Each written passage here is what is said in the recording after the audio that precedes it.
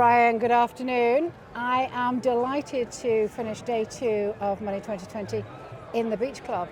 Our first and probably only interview in the sunshine with sand on our toes. How cool is that? Yep, very, very cool. Very nice. It is. What sort of show have you had? That's been great. The energy people have here, the amount of kind of connections that you can make in such a short time. It's a fantastic event. And as an industry leader, I'm curious to learn, what are you hearing and what are you hearing about open banking? It's moving into a different phase. I think we're kind of beyond some of the kind of infancy maybe that had existed before. You can see real momentum in a few different kind of pockets of the market, and you can see partnerships that are getting to a stage where they want kind of maturity, scalability, and people are figuring out how to use this stuff, and that's quite nice because it's taken a bit of time, but it's happening now. So what are the big use cases that Nuapay are taking forward then? Just inspire our global audience, please. So, it varies per country. The kind of characteristics of open banking payments, depend on the local banks, the regulatory situation, standards, whatever. So you find these kind of pockets. So we're seeing kind of lots of activity in, let's say, high value transactions. We can see a lot of adoption now in financial services. In e-commerce is starting to emerge in some of the countries. So it's just you've got to find the situations and use cases where open banking makes sense today. And then you can also see that down the track, more and more of these things will come on stream. So you have changes in maybe SEPA instant regulations or VRP, and these open up opportunities. But there might be more for tomorrow, and I think people, certainly our partners and clients are looking to focus on today. People want to monetize this stuff now, and there's a huge part of the market that's ready for that. A huge part of the market that's ready for that. What market sectors do you think that is? I'm curious. I think you see hot activity in financial services, in high value transactions.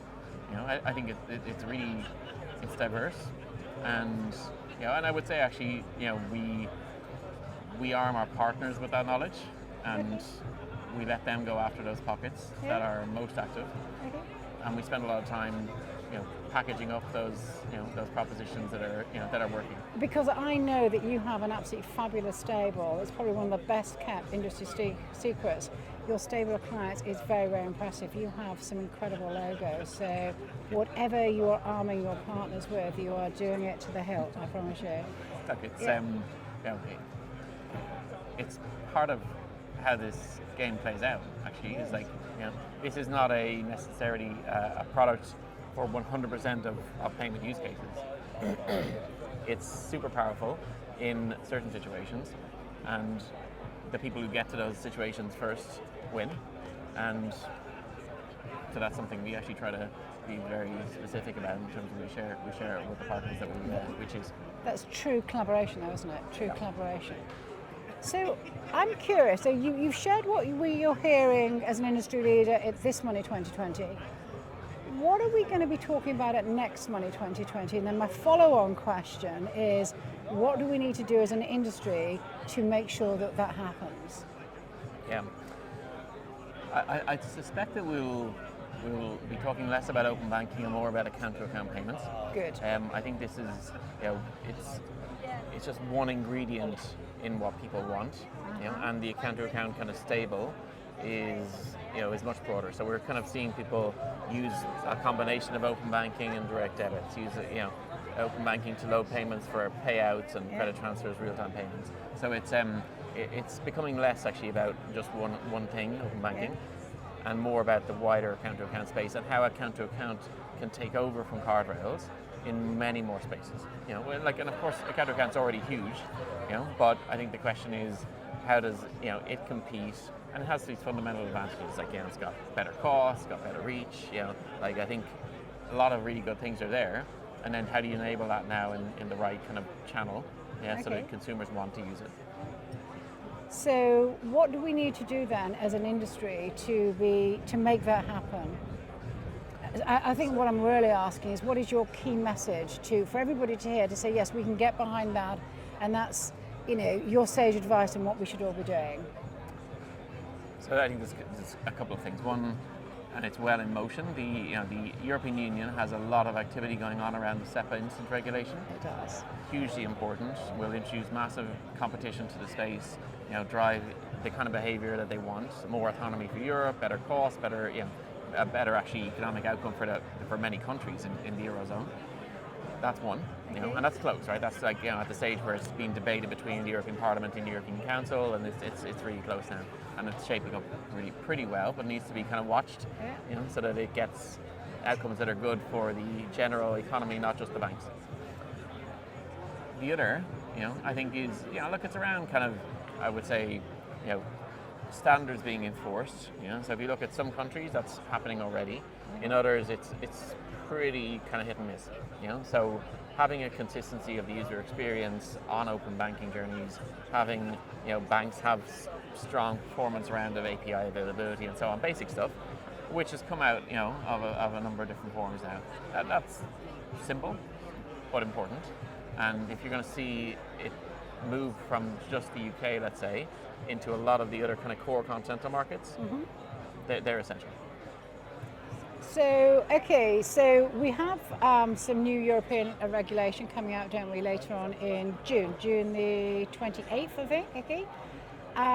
Just as we wrap up, because you mentioned SEPA and we're here in the sunshine in Amsterdam, what impact do you think that may have on the market? I'm curious, because you've obviously got your finger very close on the pulse on that one.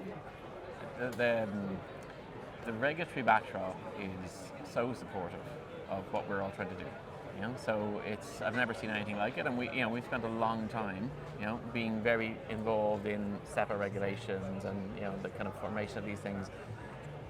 The attitude of the kind of regulatory and political establishment towards encouraging open banking, encouraging competition to card schemes, encouraging just innovation in real-time payments, all this stuff is phenomenal.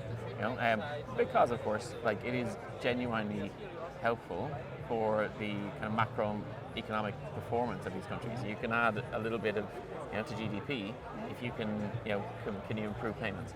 You can optimize productivity and so on. So it's actually kind of quite an important driver.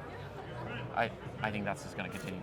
We're quite pleased. It's a complex area. It takes time. So JROC, for example, in the UK, brought together a lot of kind of stakeholders. I think that was an interesting exercise.